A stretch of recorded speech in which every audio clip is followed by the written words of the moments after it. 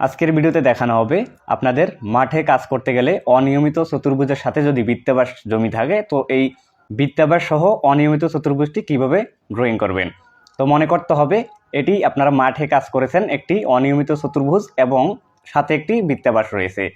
তো এই ড্রয়িংটি কিভাবে মূলত আপনি বিডি কার্ডের মাধ্যমে সাজাবেন আজকের এই ভিডিওতে দেখানো হবে। আসসালামু আলাইকুম, তৌহিদ ডিজিটাল ল্যান্ড সার্ভে অফিস থেকে আমি সার্ভেয়ার মোহাম্মদ তৌহিদুল ইসলাম।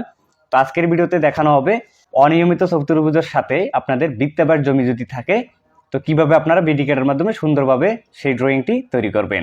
ভিডিও স্ক্রিনে এখন দেখতে পাচ্ছেন একটি অনিয়মিত চতুর্ভুজ এবং সাথে একটি বৃত্তাকার রয়েছে।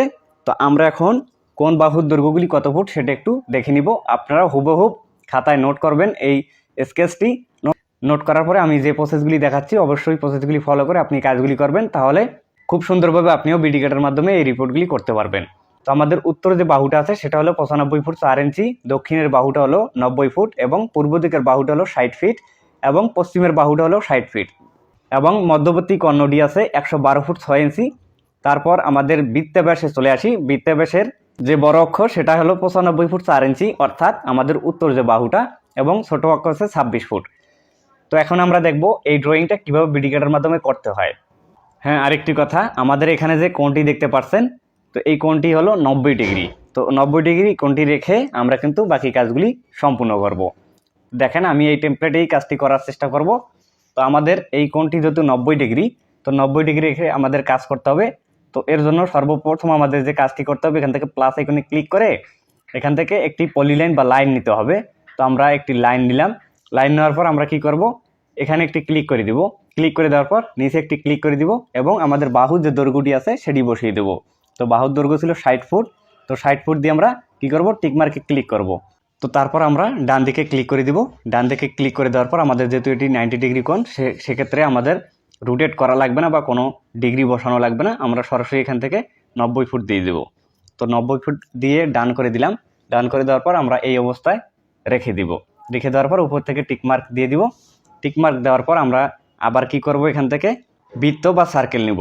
বৃত্ত সার্কেল নেওয়ার পর এখানে সেন্টার করার পর আমরা কি করব, এখান থেকে আমাদের কত আছে বাহুটা 95 ফুট 4 ইঞ্চি। তো আমরা এখান থেকে 95 ফুট 4 ইঞ্চি, যে 95 ফুট 4 ইঞ্চি আছে, তো আমরা 95 ফুট 4 ইঞ্চি দিয়ে দেবো। 95 ফুট 4 ইঞ্চি দেওয়ার পর ডান, আবারও সেন্টার একটি বৃত্ত নিব। নেওয়ার পর আমরা এখান থেকে আমরা আবারও কি করব, আমরা কর্ণের যে মানটি আছে সেটা দেবো 112 ফুট 6 ইঞ্চি। তো আমরা 112 ফুট 6 ইঞ্চি দিব। 112 ফুট 6 ইঞ্চি দেওয়ার পর ডান, আমাদের কি হলো, দুইটা কিন্তু বৃত্ত তৈরি হয়ে গেল। এখন আমরা কি করব, আমরা এখান থেকে প্লাস আইকন থেকে আবারও লাইন নেব। লাইন নেওয়ার পর আমরা এখানে একটি ক্লিক করে দিব। তারপর আমরা এই যে এখানে একটি ক্লিক করে দেবো যেখানে লাইনটা জোড়া হয়েছে। তো এখানে ক্লিক করে দেওয়ার পর আমরা যদি সরাসরি এখানে ক্লিক করে দিই তারপরেও কিন্তু আমাদের চলে আসবে। তো তারপর আমরা টিকমার্কে ক্লিক করে দিব। টিকমার্কে ক্লিক করে দেওয়ার পর এখান থেকে বৃত্তগুলি আউট করে দিব। তো বৃত্তগুলি আউট করে দেওয়া হয়ে গেলে আমরা কি করব, এখন আমাদের যে কাজটি আছে সেটি হলো বৃত্তাব্যাসটি তৈরি করা। তো আমাদের যেহেতু এখানে বাহুটা আছে 95 ফুট 4 ইঞ্চি, তো সেক্ষেত্রে আমাদের সেন্টারে রাখতে হবে। যেহেতু আমরা ছোট অক্ষরটা সেন্টার করেই নিয়েছি, তো আমাদের সেন্টারের মাপটি রাখতে হবে। তো সেন্টারের মাপটি রাখার জন্য আমরা কি করব, প্লাস আইকন থেকে আবারও বৃত্ত বা সার্কেলের ব্যবহার করব। তো এখান থেকে আমরা এখানে ক্লিক করে দিব। দেওয়ার পর আমরা 95-এর অর্ধেক 4-এর অর্ধেক, তাহলে আমাদের 47 ফুট 8 ইঞ্চি হবে। তো আমরা কি করবো, এখান থেকে 47 ফুট 8 ইঞ্চি দিব। দেওয়ার পর কিন্তু আমাদের সেন্টারটি হয়ে গেল। তো সেন্টার যেহেতু হয়ে গেল আমাদের, তাহলে আমরা আবার একটি লাইন নিব। লাইন নেওয়ার পর আমরা এখানে ক্লিক করে দিব। দেওয়ার পর এইদিকে ক্লিক করে দিব। দেওয়ার পর এখানে আমাদের কত ছিল, 26 ফুট। তো আমরা এই 26 ফুটটা এখানে বসিয়ে দিব। আমরা এখান থেকে 26 ফুট বসিয়ে দিয়ে ডান করে দিলাম। তারপর উপরে টিকমার্ক দিয়ে দিব। বৃত্ত আমাদের কাজ কিন্তু শেষ। বৃত্তটা চাইলেও ডিলিট করে দেওয়া যাবে, তো আমরা পরে ডিলিট করছি। প্লাস এখান থেকে আমরা কি করবো, এখান থেকে বৃত্তাব্যাস যে আছে এই বৃত্তাব্যাস নিব। নিচে যে দেখতে পাচ্ছেন 3 পয়েন্ট, এখানে একটি ক্লিক করে দিবেন। দেওয়ার পর এই প্রান্তে একটি ক্লিক করে দিবেন এবং লাইনের এই প্রান্তে একটি ক্লিক করে দিবেন। দেওয়ার পর এইদিকে একটি ক্লিক করে দিবেন। তো তাহলে কিন্তু আমাদের বৃত্তাব্যাসটাও রেডি হয়ে গেছে। এখন আমরা উপর থেকে টিকমার্ক দিয়ে দিলাম। তো এখন আমরা কি করব, এখান থেকে শুধুমাত্র সার্কেলটা বা বৃত্তটা আউট করে দিব। দেওয়ার পর আমরা যদি এখান থেকে ডাইমেনশন টানি তাহলে কিন্তু আমাদের সম্পূর্ণ কাজগুলি রেডি হয়ে যাবে। তো দেখেন আমাদের সম্পূর্ণ কাজগুলি রেডি হয়ে গেছে।